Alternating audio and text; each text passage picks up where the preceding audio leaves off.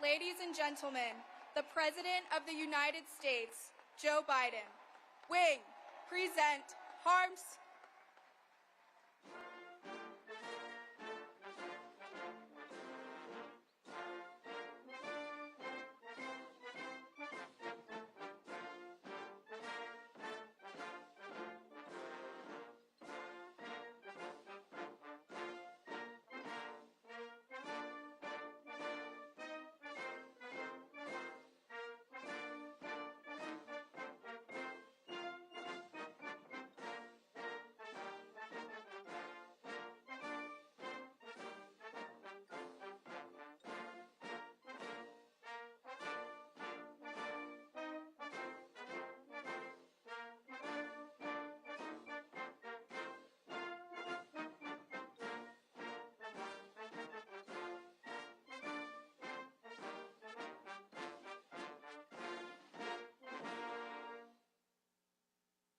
Wing, order, Harms.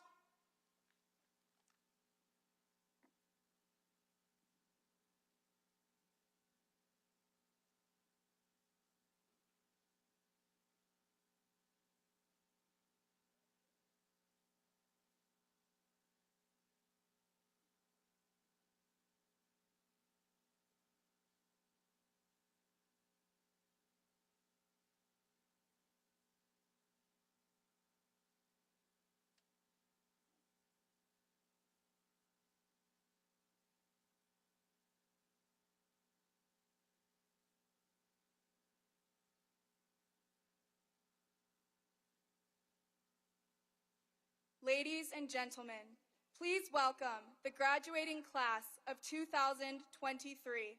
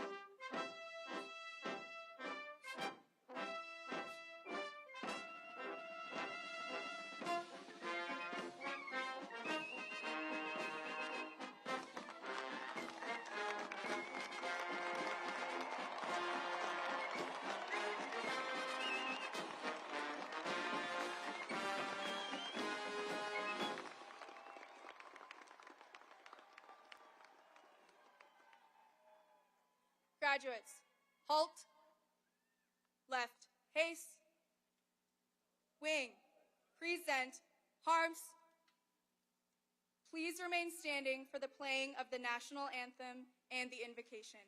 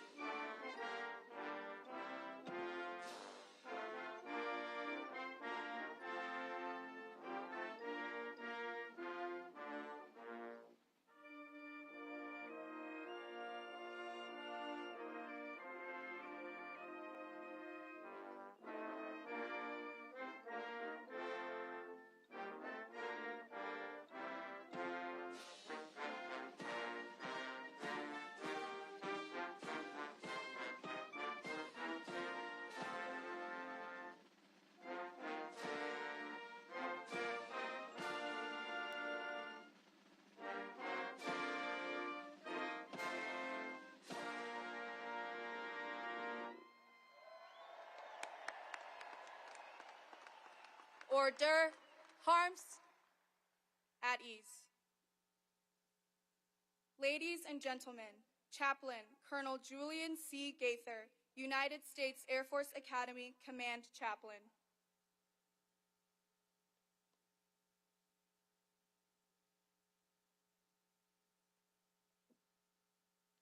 Let us pray. Almighty God, in the shadow of these majestic mountains and campus steeped with a rich tradition and history, we are grateful to gather our Commander-in-Chief, Air Force, Space Force, senior leaders, Air Force Academy faculty, staff, family, and especially our graduates, to honor and celebrate the completion of a long four-year journey. In June 2019, cadets, you arrived anxiously excited about I-Day. You thought basic cadet training was the hardest part. You did not know what was ahead. We did not know what was ahead. The world did not know what was ahead.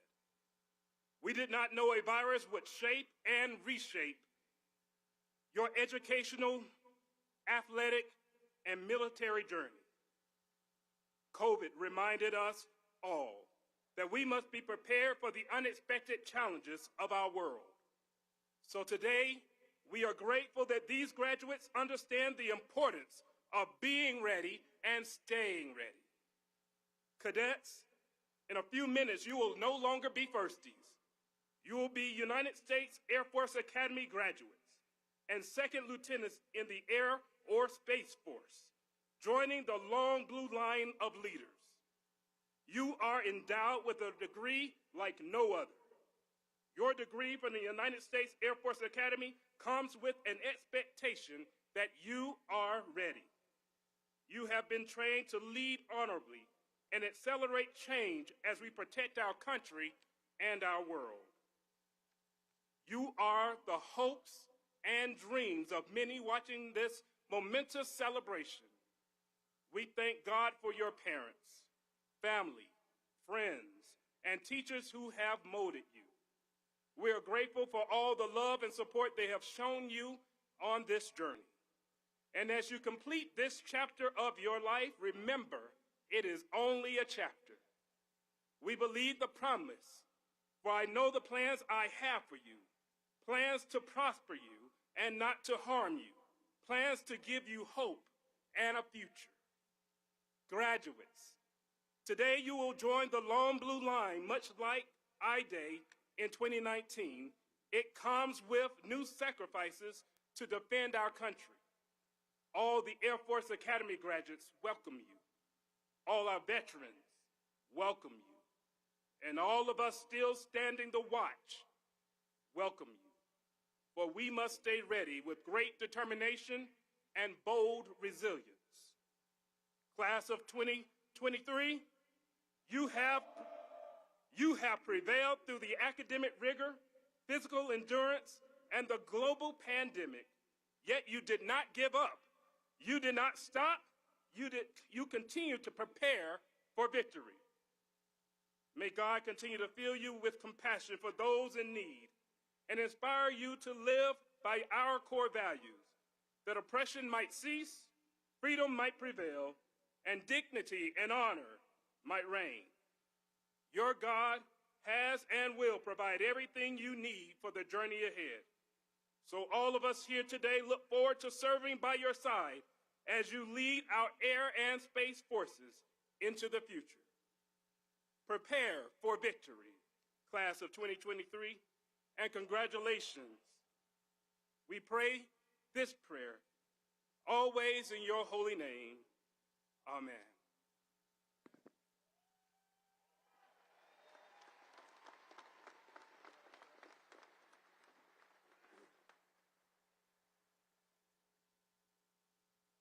Graduates, take seats. Ladies and gentlemen, please be seated.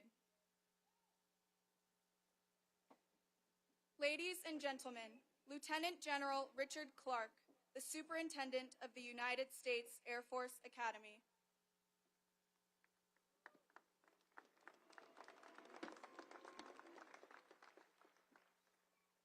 All right, what a beautiful day we have, and I hope it stays beautiful. But today we're here for one reason and one reason only, and that is to honor the commitment, the sacrifice, the dedication of the U.S. Air Force Academy class of 2023. So now let me open my folder and see what ChatGPT gave to me. Nope. Too soon? All right, I'm sorry. Oh, but you got to admit, artificial intelligence is pretty awesome. I think next year I may not be standing here. They may have Chat SUPT, right? But that's not all bad. I need all the help I can get. So, but seriously, to get started today, I'd like to quote my football coach when I played here at USC. Anytime you see a turtle sitting on a fence post, you know it didn't get there by itself. It had some help. And that help extends all the way from the White House, the Department of the Air Force, our local community, and our loved ones. So today, we're honored to welcome the 46th President of the United States, President Joe Biden, as our commencement speaker. What a profound honor for our Academy and our graduates, Mr. President, to have you here today. We thank you, and we welcome you to your United States Air Force Academy.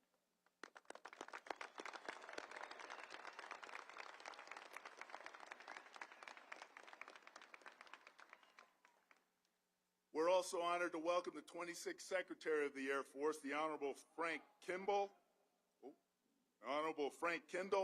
and his spouse Beth, his son James, our 22nd Chief of Staff of the Air Force, and the next Chairman of the the nominated Chairman of the Joint Chiefs of Staff, General Charles Q. Brown, and his wife Shireen, the second Chief of Space Operations for the United States Space Force, General Chance Saltzman, and his spouse, Jennifer, the 19th Chief Master Sergeant of the Air Force, Chief Joanne Bass, the first Chief Master Sergeant of the Space Force, Chief Roger Toberman, President of the Falcon Foundation, General Retired Steve Lorenz, Commander of the Space Operations Command, Lieutenant General Stephen Whiting, and his spouse, Tammy, CEO of the Association of Graduates and the Air Force Academy Foundation, Lieutenant General Retired Mike Gould and his wife Paula, the President of the Association and the Air Force Academy Foundation, Mr. Mark Hilly, our elected officials, Mayor of Monument Mitchell LaKine, and Colorado Springs Mayor-elect Yemi Mobilati, and his spouse Abby, and last but certainly not least, my wife Amy. Round of applause for all of them.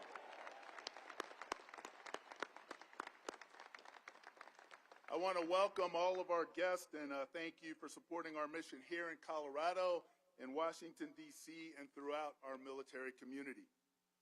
And I look upon all of our soon-to-be lieutenants And I remember when I sat right where you are 37 years ago, almost to the day.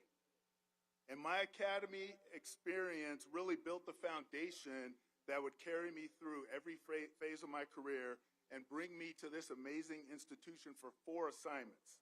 First as a cadet, then as a graduate assistant football coach, then as commandant of the cadets, and now as your superintendent.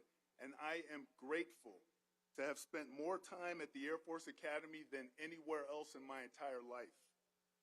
And I have to admit, when I was sitting in your seats, I was grateful to be leaving the Air Force Academy.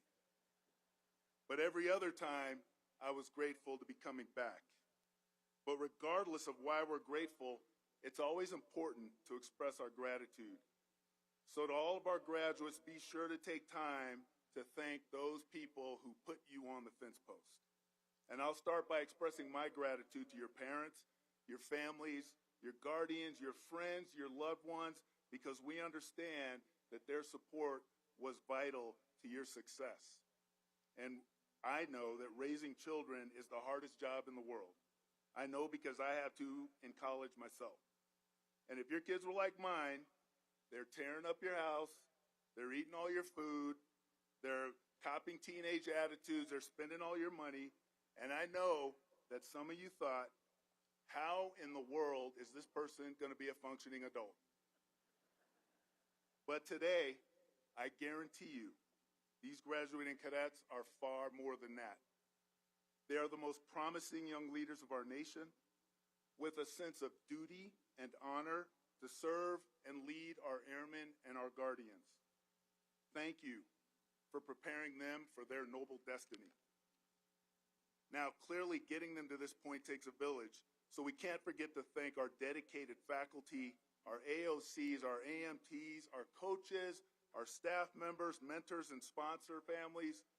Early in these cadet careers, they too probably wondered, is this person going to actually make it? But here we are, and there is no doubt in any of our minds that they are ready.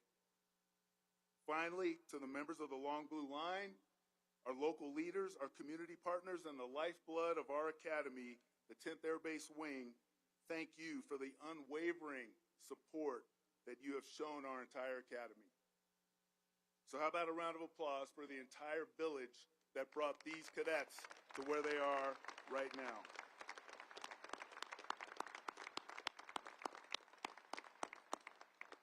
Now, when I think about what this class has been through over the last 4 years, I'd sum it up in one word: resilient. When you chose your exemplar, you chose Colonel Leo Thorsness. And little did you know the similarities that you would share with Leo Thorsness. Together, you embodied the closing words of the Airman's Creed: I will never falter, and I will not fail.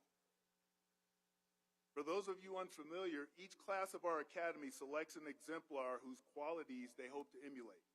And each time someone says their class year, 2023, they will shout the name of their exemplar. Leo Thorsness was a Vietnam-era fighter pilot who on April 19, 1967, led a flight of 4 F-105s on a mission in North Vietnam. When one of his wingmen was shot down, despite extreme danger and personal risk, he decided to stay and to protect his wingmen and to protect the rescue effort. And when a MiG-17 fighter rolled in, then Major Thorsness immediately turned his nose, engaged the enemy in a dogfight, and shot down that MiG. Now he was low on gas, so he departed to refuel, but after learning there were more hostile aircraft inbound, he returned to the scene alone. He spotted 4 MiG-17s over the downed air crew, and in true American fighter pilot fashion, he thought, 4 of them, 1 of me, the odds are in my favor. He attacked the formation, damaging one of the aircraft and driving the others away from the scene. Major Thorsness did not falter, and he did not fail. He later received the Congressional Medal of Honor for his heroism, but his sacrifices did not end there. 11 days after that mission, he was shot down, and captured by the Viet Cong, becoming a prisoner of war for over 6 years. He never gave up, and once again, he did not falter, he did not fail. Now, during your time at the Air Force Academy, I saw firsthand the hardship of the class of 2023 had and how you reflected the qualities of your exemplar. Like Leo Thorsness, you did not falter and you did not fail. You saw challenges like no other class before you. During your first year, you found yourselves in the middle of a worldwide pandemic, and we sent you home to learn virtually. The deans, staff, and faculty pivoted on a dime and moved from in-person curriculum to distance learning. Let's be honest, how many times did you forget to hit the mute button, or how many times did you wear COVID casual, which is uniform on top, PJs on the bottom? You know you did it. But that was the world we were in.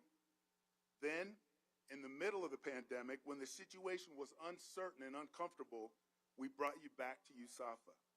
Other universities were forced to shut down, but we couldn't because your country needed you. This was a heavy lift, but we made it happen. You made it happen. There were challenges, and still you lifted up one another, you adapted, and you set the example. As upperclassmen, you stepped up, you pulled the wing through this huge change, and you brought us back to normalcy. I'm proud to say you didn't just survive, you thrived. Militarily, you stood up combat survival training after a 10-year hiatus. You were laser focused on future conflict, and you led our school in the development of leaders of character to win our nation's wars. Your class is graduating with a cumulative GPA of 3.11. So I guess that means you all made the dean's list. Awesome. She here. In your ranks, you have a Rhodes Scholar, a Marshall Scholar, 2 Truman Scholars, 2 Fulbright Scholars, and over 230 of you have been selected to go on to get your advanced degrees next year. And on the fields of friendly strife, just in the last year, you won 4 conference championships, you had 49 All-American athletes, and you ranked 42 out of 325 schools in the Learfield Cup competition, which is a compilation of all NCAA sporting competitions. This placed you number 1 in the Mountain West Conference and number 1 among all service academies, far, far above West Point and Annapolis.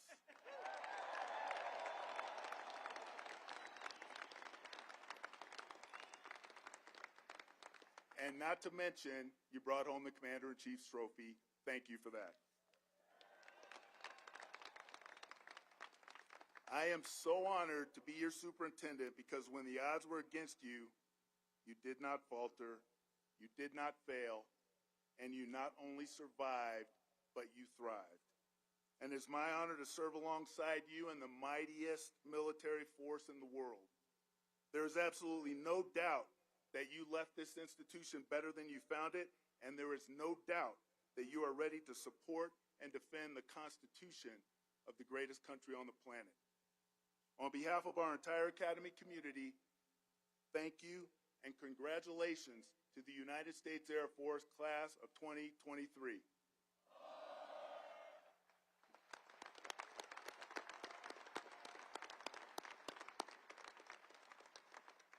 And now, ladies and gentlemen, it is my distinct pleasure to welcome the 26th Secretary of the Air Force, the Honorable Frank Kendall. Sir, we are proud to have you here to celebrate these amazing cadets, these resilient cadets, and an incredible group of leaders. Thank you, sir.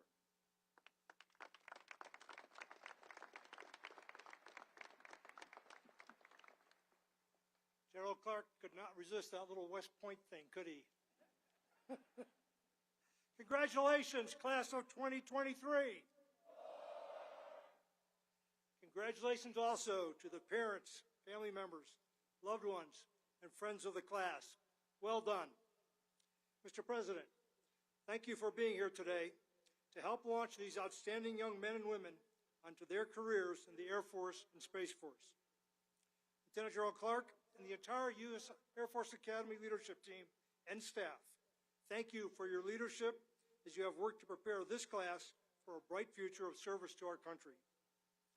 It does not escape my notice that I just may not be the speaker you are most interested in hearing from today. While I promise to be brief, there are a few things I would like to say to the class of 2023.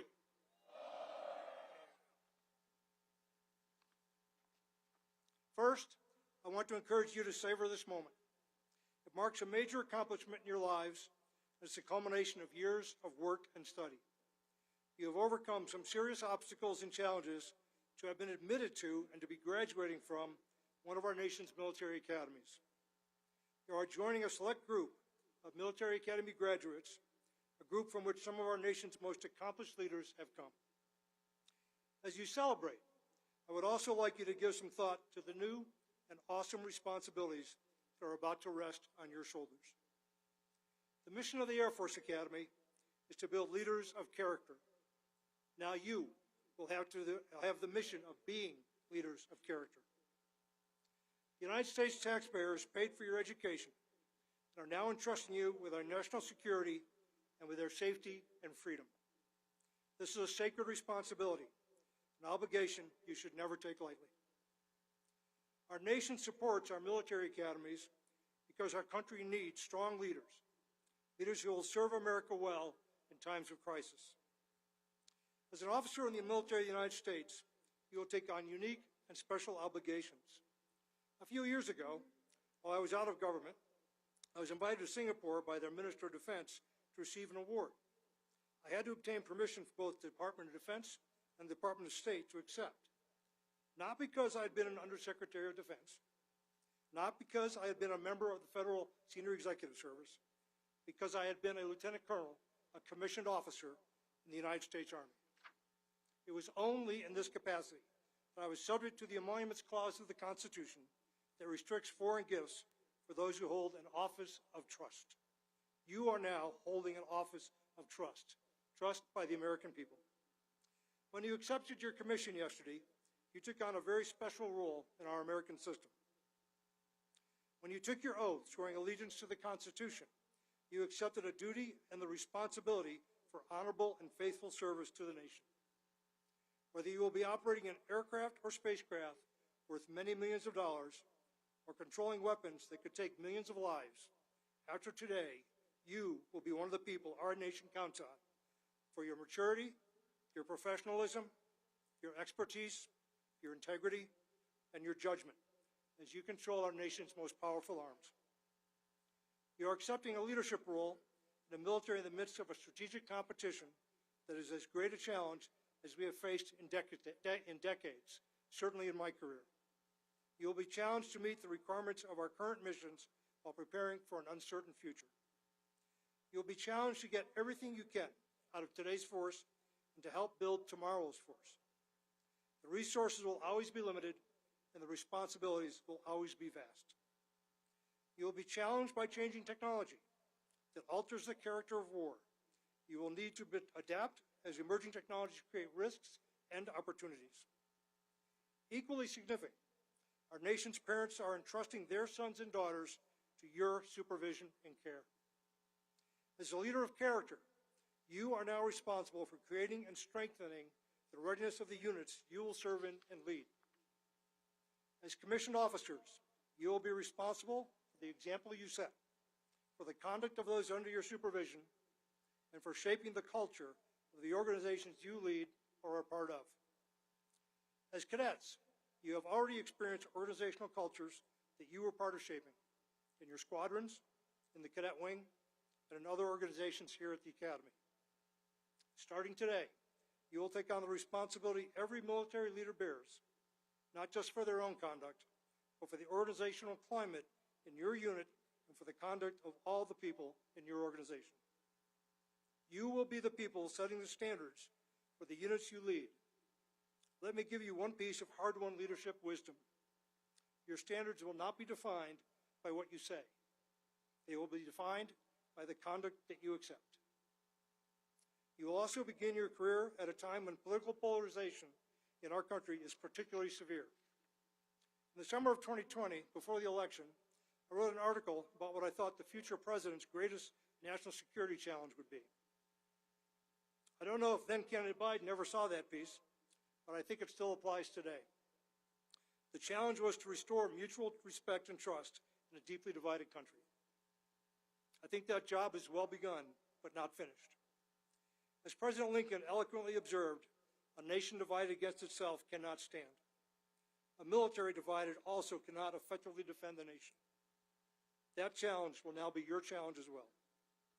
We are a diverse country, diverse from many perspectives. And after today, you will share the responsibility for leading a diverse American military, along with our Commander-in-Chief, myself, Generals Brown, and General Saltzman. I know that you are ready to face these challenges. You have been educated, trained, and inspired by loved ones, by leaders, and you have put in your work to continue your journey of leadership and service. Congratulations, class of 2023. It is now my pleasure and distinct honor to introduce our Commander-in-Chief.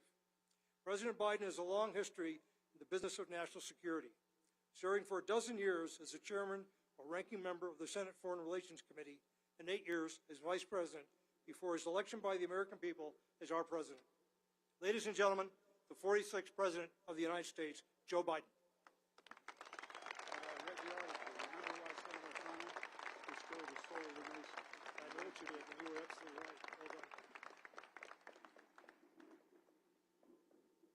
Hello, Falcons. Big day. It's great to be back at the Air Force Academy at the altitude of 7,258 feet above sea level, far, far above that of West Point or Annapolis.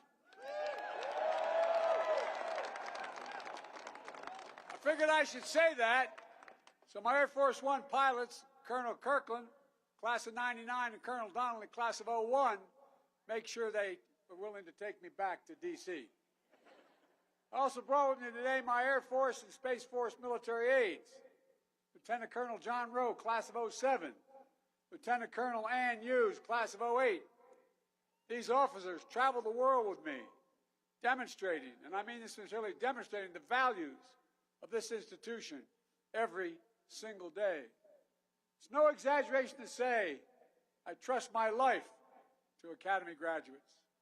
And some of my team members have trusted their lives to Academy cadets. A few months ago, I called to speak to my national security advisor. He was out here, but I was told he was unavailable. Turns out, Firstie Andrew Deaver had him out doing loops and barrel rolls on a glider.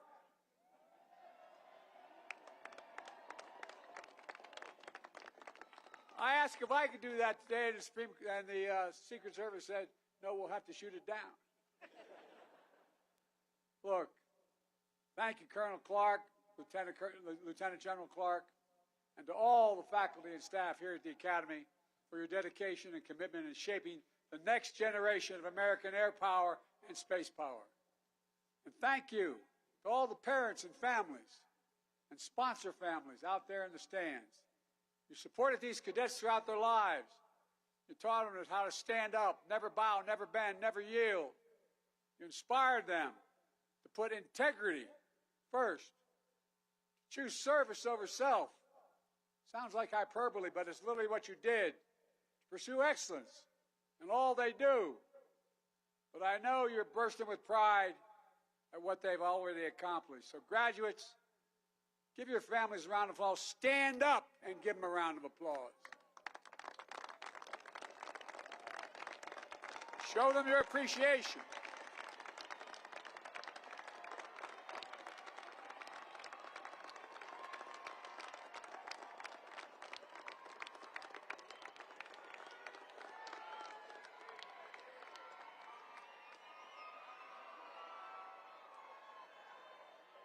I think they're excited.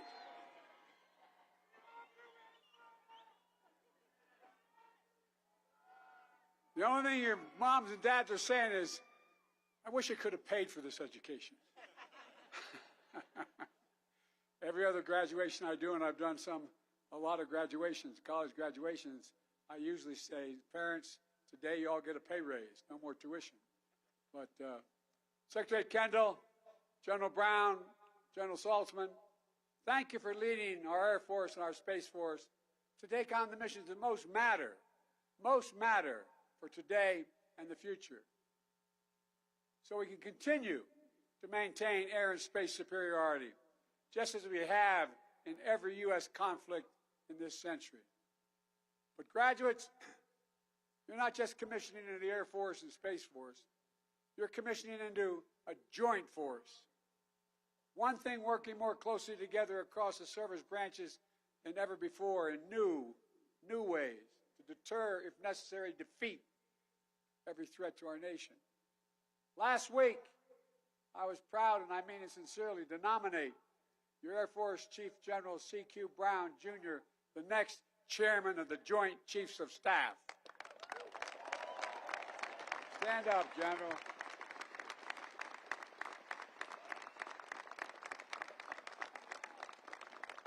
General, our country thanks you, and I look forward to working with you as chairman. And these graduates will have the additional pride of starting their careers of service led by a general that might say, butt-kicking American airmen. I think you used that phrase. Class of 2023? All right, man, you better. This is a day you've worked hard to reach. Think back to that first day of basic, when the bus dropped you off at the footprints. You didn't know what the hell lay ahead. Maybe you were wondering what exactly you'd gotten yourself into. And then, after a few days of acclimating, getting yelled at nonstop by your cadre, hearing those words that meant it would only get worse, quote, the PT ban has been lifted. As if that's a good thing, right? The PT ban has been lifted. Marching down to Jack's, building Tent City, even sweeping the dirt to make it look like there were hallways. You know, before making it past the assault course fall and the assault course Nunez. And I tell you what, you're all crazy. But at any rate, no, I'm all kidding. Remember the pride you felt joining the Flying Wedge and the TIZO. The first time during the Acceptance Day parade, only to face an even more difficult challenge when the school year began, academics. It wasn't all push-ups and cramming for Prague Week, though to set the Guinness Book of Records, world records, most simultaneous push-ups, there had to be an enormous amount of push-ups. Beyond you, but all of you, I think you had some fun along the way. Maybe a good use of your epic passes. That would be reason enough to join. Had a few steaks and tortellini dinners, celebrate commitment and job drops. I got to see some of you at the White House a few weeks ago to celebrate winning the Commander-in-Chief trophy for the 21st time.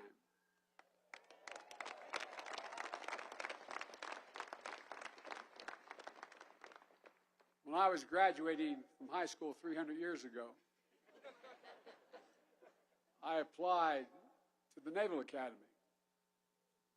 And I was picked by the senator. There's two ways senators can pick. They can pick individually, or they can name 10 people and let the Academy choose. I was a relatively good football player, so I had a shot. I remember the day that a guy named Steve Dunning from my class was also nominated. Drove up, it was about 7 in the morning, we were going to drive down to Annapolis. And I had just heard the night before, they had a halfback named Joe Bellino, won the Heisman Trophy, and a quarterback named Roger Staubach. I went to Delaware. Blue Horizons rocketry team managed to send the superintendent's flight cap all the way to space. I don't know whether he knew it or not. But even more impressive, you got it back, some 70 miles away. Of course, there may also have been achievements of less sterling nature. Maybe you had to do a few tours. Maybe you're one of the cadets who decided to enjoy the view from the top of the chapel in the box. So before I forget, since I was one of those schools at a state university, I found myself in a little bit of trouble a couple times. I really wish that a commander-in-chief had spoken at my graduation, because I have the power to hereby waive any confinements or restrictions of minor cadet disciplinary systems violations. They're waived. Man, I wish at my commencement the Speaker had that power. Look, after 4 long years, you pushed to the limits and forged into leaders of character. And after finally getting to jump into the fountain, you commissioned as a second lieutenant of the United States Air Force, the United States Space Force. Part of the greatest, and this is not hyperbole, you're part of the greatest fighting force in the history of the world. That is the truth. That's the God's truth. That's not an exaggeration. We have the finest military in the history of the world. And you've earned it. And this day is the day to celebrate. And as your Commander-in-Chief, I'm honored to be here as you take on the duties of serving and defending our nation. In the years to come, you'll have even more asked of you. You'll take on greater responsibilities, and you'll be challenged even beyond everything you've yet experienced. But you have those mountains. You leave them as you look at them. I'm sure you're going to be thinking about this a lot as you're moving through your careers. As you leave these mountains, where the air is rare, you're going to take with you the confidence that your years have prepared you for whatever is ahead. After all, your time at this proud institution is defined by so much history, so much tradition, and marked by significant change, as was referenced earlier. Unlike classes that preceded you, you've had to adapt and overcome time and again to reorient yourself together with your squadron and your wing and find new ways to soar. As been mentioned already, when COVID hit during your 4th-degree year, you had to rapidly redeploy back to your homes and learn new ways to study and maintain camaraderie during COVID station. And by the way, I wonder how many of you had to kick your brother out of your room when you went back. But all kidding aside, recognition may have been cut short, but it came back in the fall. You did the run to the rock. You earned the prop and wings, just like every cadet before you. Resilience, creativity, endurance, commitment. These have been essential parts of your unique academy training. And you're going to need those qualities as you continue your careers, because the world you're graduating into is not only changing rapidly, the pace of change is accelerating as well. We're seeing proliferating global challenges, from Russia's aggression and brutality in Europe to our competition with China and a whole hell of a lot in between. From growing instability to food insecurity to natural disasters, all of which are being made worse by the existential threat of climate change. I don't hear many of my friends anymore saying there's no climate change. We've finally figured it out. Been trying to push that since 1981. But we're seeing engaging technology, emerging technologies. All AI, from AI and 3D printing, that could change the character of conflict itself. Not going to be easy decisions, guys. I met in the Oval Office, in my office, with 8 leading scientists in the area of AI. Some are very worried that AI can actually overtake human thinking and planning. So we got a lot to deal with. incredible opportunity, a lot to deal with.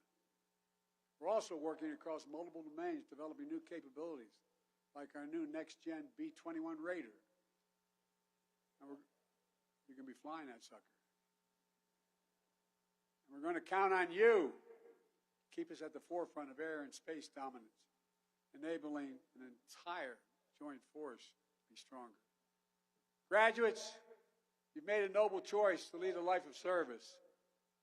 Now, you also shoulder a great privilege and a mighty responsibility. Leadership. Yeah, leadership, a word often used. In the years ahead, your airmen and guardians are going to look to you for guidance and inspiration, because the world's going to get more confusing.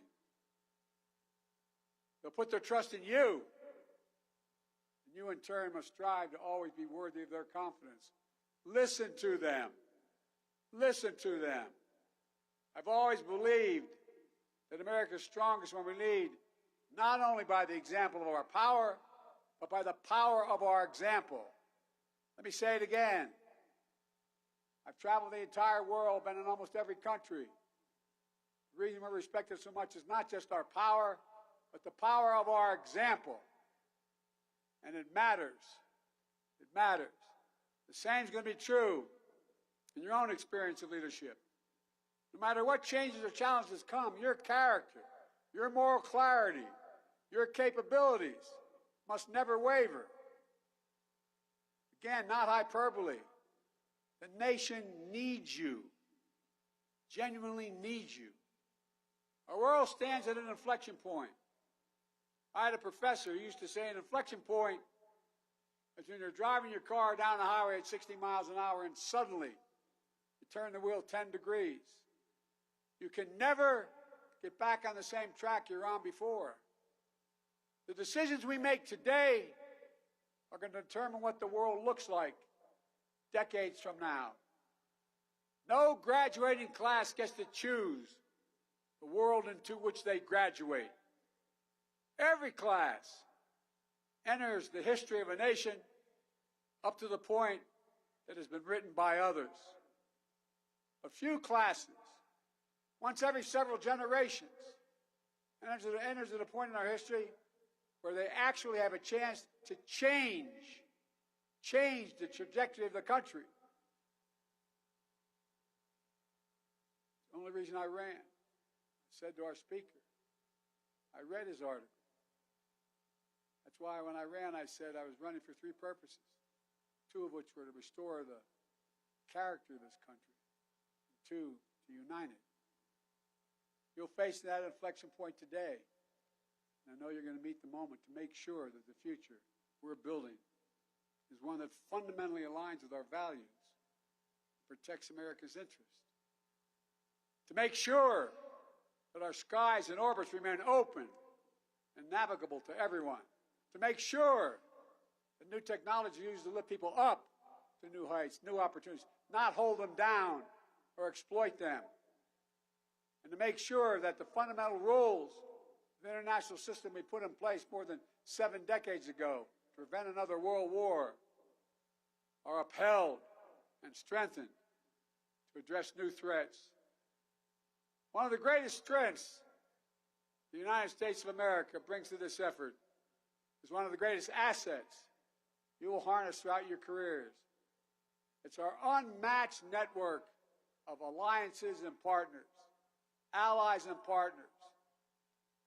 I've spent the bulk of my first year just reestablishing that, meeting hundreds of hours with our NATO allies and others. Those nations who willingly stand beside us to face down threats and solve shared challenges. You've already gotten some sense of that with the friendship and bonds you've built with the cadets graduating today who will commission in their home militaries across Europe, Middle East, North Africa, and Indo-Pacific. Our partnerships amplify our strength and make us more effective. And don't think our adversaries don't understand it, so they work so damn hard to try to split us. We've seen it over and over again, especially in the global support for the brave people of Ukraine as they defended their families and their homes against Russian brutal assault. Remember what I said? Putin was certain that NATO would crack, that they would not stand together. We put 40 nations together. The United States has rallied the world to stand strong with Ukraine and defend the values that the American people hold so dear: freedom, sovereignty, democracy, simple dignity. Working with a coalition of more than 50 nations, we've delivered historic security assistance that has enabled Ukraine to defend itself. I've been there many times before the war. Spoke of the rod. I've been there since the war began. The United States Air Force and Space Force have been the backbone of that operation, providing airlift capacity and logistical know-how to move artillery, ammunition, fighting vehicles, anti-tank, and air defense systems, providing missile warning, space-based ISR, supporting communications. No other nation in the world, the whole world, has enabling capacity we do, and what we have to do to thank you and your immediate predecessors. Just a few weeks ago, I was with President Zelensky in Hiroshima at the G7. I told him we work with our partners, began training Ukrainian pilots in Europe on fourth-generation fighter aircraft, including the F-16, so Ukraine can defend itself today and in the future. Ukrainian people's iron resolve to live in freedom will never be broken. They are incredible, average women and men, fighting, giving their lives for their country and their families. And the American people's support for Ukraine will not waver. We've always stand up for democracies, always.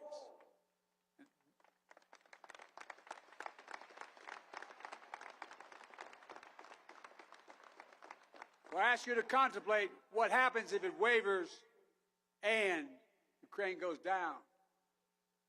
What about Belarus? What about the rest of Eastern Europe? Look, the G7 also demonstrated remarkable unity in the world's leading democracies when it comes to China. The United States, I've met with Xi Jinping more than any leader in the world, starting back when I was vice president. The United States does not seek conflict or confrontation with China. China and the United States should be able to work together where we can to solve some global challenges like climate. But we are prepared for vigorous competition. And we will stand up for our interests, for our friends, and for our values. With our G7 partners, we should have a set of shared principles for engaging with China and minimizing the threats to our nations. By bolstering our economic security, resisting economic coercion, countering harmful practices, and protecting a narrow set of advanced technologies critical to our national security by not trading them. By working together with nations that share the most fundamental values, we multiply one another's strength and firmly fix a course toward our shared vision for the future. In every part of the world, we've advanced our partnerships in concrete ways and strengthened American security. In the Indo-Pacific, we've deepened our alliance and our trilateral cooperation with Japan and the Republic of Korea, who are now talking together and working together to enhance deterrence against threats in the region, including from the Democratic People's Republic of Korea. We've elevated the Quad, bringing together Australia, India, Japan, and the United States to advance an Indo-Pacific that's free and open, prosperous and secure. Didn't exist before. We're delivering on AUKUS, a new strategic partnership that brings the United States close together with Australia and the United Kingdom, two of our most capable allies. NATO is more energized and more united than it's been in decades. It's now even stronger with the accession of our newest ally, Finland, and soon Sweden, in the alliance as soon as possible. It will happen, I promise you. We're working with Canada to upgrade NORAD's capabilities and ensure that North America's air defense surveillance systems are the best in the world. And in just the past 12 months, I've hosted in the United States the leaders of every country in the Western Hemisphere, every country in Africa, Southeast Asia, and the Pacific Islands. We are a Pacific nation. These nations may not all agree with us on every issue, but they want to work with us. They choose us, not because of threats or coercion, but because of the common interests we pursue together to make the world a better and safer place for everyone. That is what the United States stands for. When people around the world see a United States gray tail flying overhead with the stars and stripes on your shoulders, they know what that means, no matter where you go. Freedom, opportunity, possibilities, hope. It's who we are. It's what we fight for. It's why we choose this path. So graduates, as you head out, whether to graduate school or pilot training, to serve as missileers or space operators, scientists or engineers, never forget the sacred oath you swear and the mission you serve is something far, far greater than any person or president. It's our Constitution, it's our country, and it's our enduring American values. You know, we're the most unique nation in the world. And say, well, everybody says, but we are. We're the only nation in the world formed and based on an idea. An idea. Every other nation in the world is formed based on things like geography, ethnicity, religion. We're the only nation built on an idea. That we hold these truths to be self-evident. That all women and men are created equal. Endowed by the Creator with certain inalienable rights. Life, liberty, pursuit of... That's the organizing principle of America.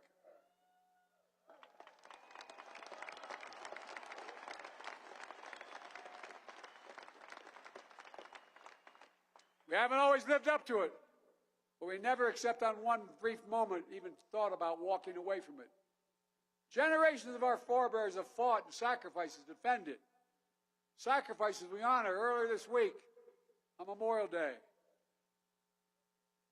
My son was an Army officer, a major. The Attorney General who sought permission to go fight with his unit in Iraq for a year. Unfortunately, his hooch was very close to these burn pits. And he came home with stage 4 glioblastoma and died. I remember looking at him in the bed, listening to God's truth. I hadn't planned on saying this, maybe I shouldn't. But he looked at me, he said, we're talking about the war. He said, Dad, he was Attorney General, odds-on favored to become the governor. He said, Dad, the proudest thing I've ever done in my life is putting on that uniform. The proudest thing. Just before he passed, he said, I'm not afraid. I'm not afraid. That's what you all are made of as well. Pride. Pride. Not in yourself, but what you're fighting for. It's a sacred charge that you now inherit as well. This year, we mark the 75th anniversary, this year, of an integrated force. The 75th anniversary of women serving in the force. And the 50th anniversary of an all-volunteer military. And your class is one of the most diverse classes in the history of this academy or any academy to graduate. That's why we're strong. That's why we're who we are. That's why we'll never give up. That's why. We also recognize that with every step we've taken to harness the full diversity of our nation, to tap more of our indomitable American spirit, our armed forces have only grown stronger, more effective, and more admired. The same is true of this institution. This year's graduating class is among the most diverse in academy history. You're graduating the highest percentage of women. By the way, I met with, who are those guys that fly over shortly? You heard of them, haven't you?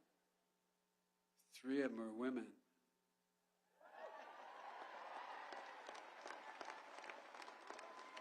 So don't screw around, guys. And the highest percentage of minority cadets in history. They're strengthening force, a force that depends on American values that reflect America itself. And each of you has an obligation to treat the airmen and guardians you lead and everyone you encounter with dignity. Your honor code says, we will not lie, steal, or cheat, nor tolerate among us anyone who does. So it's on all of you to root out the scourge of sexual assault and harassment in the military. And to never tolerate it. To make sure that every member of our forces, no matter who they are, who they love, feels safe and respected in the ranks. Class of 2023, you've been trained to lead, to set an example of your leadership for others. You've been given the skill set to think clearly and make strategic decisions, and to do what is right under pressure. You've earned the trust and respect of your fellow cadets and your instructors. And you are the very embodiment of the American military excellence. And you are ready for anything. Anything. As I look out today, I give you my word as a Biden, I've never been more optimistic. Never been more optimistic about the future of this country. In no small part because of you. I mean it sincerely. 4 years ago, you arrived as individuals. Today, you're part of a long blue line. Future generations will stand in your footsteps. Strive to meet the heights of your expectations. Draw inspiration from the example of honor and integrity that you're going to set. Held aloft by the core values you learned here. Our Air Force, our Space Force, our Joint Force, indeed our nation, is safe and steady hands with all of you. May God protect you all as you set out on your journeys. And remember, never bend, never bow, never yield. And remember who we are. May the Lord guard and guide the ones who fly through great space and sky. And may God protect all those who wear the uniform of the United States of America. Let us hear this one more time for the class of 2023.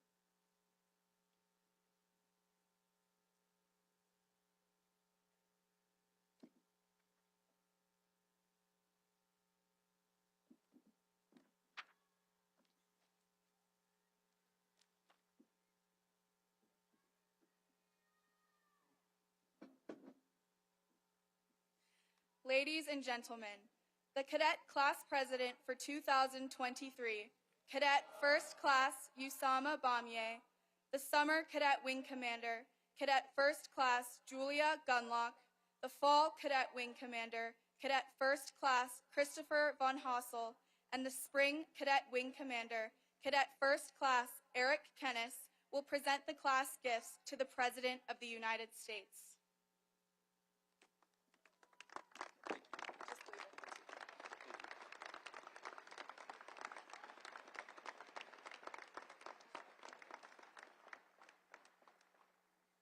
President Biden, for your dedicated service to our nation, to the United States Air Force, and to the United States Air Force Academy. It is with great pride that today's graduating class designates you, by acclamation, an honorary member of the United States Air Force Academy's class of 2023. As tangible evidence of that honor, we ask that you accept this painting by Steve Weed on behalf of the United States Air Force Academy. We will also present you with our class coin as a token of our appreciation.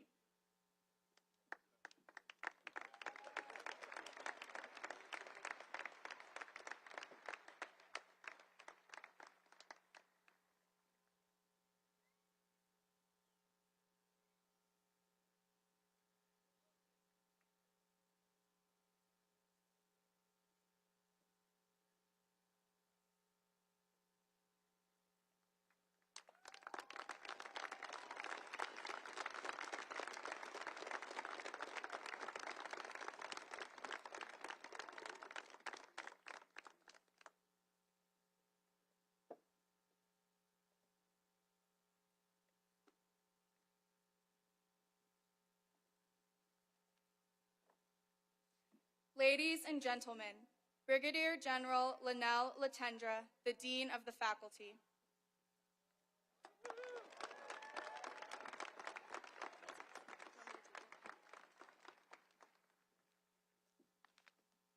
Thank you again, Mr. President.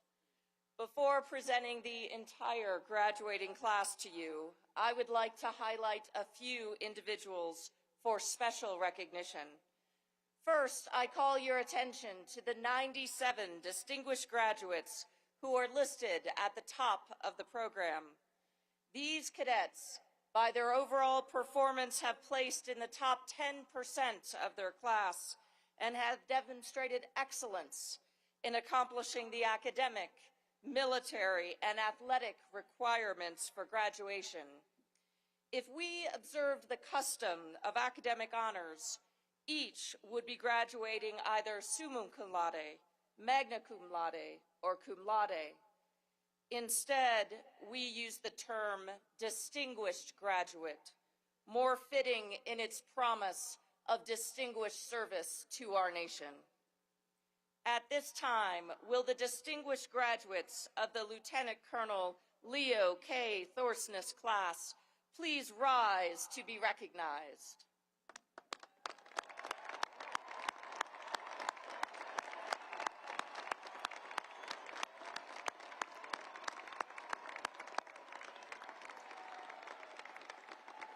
Thank you. You may be seated. Those identified with an S beside their names are cadets graduating with the Academy Scholar distinction from the Martinson Honors Program, completing a challenging academic enrichment path through our 4-year core curriculum. We would also like to recognize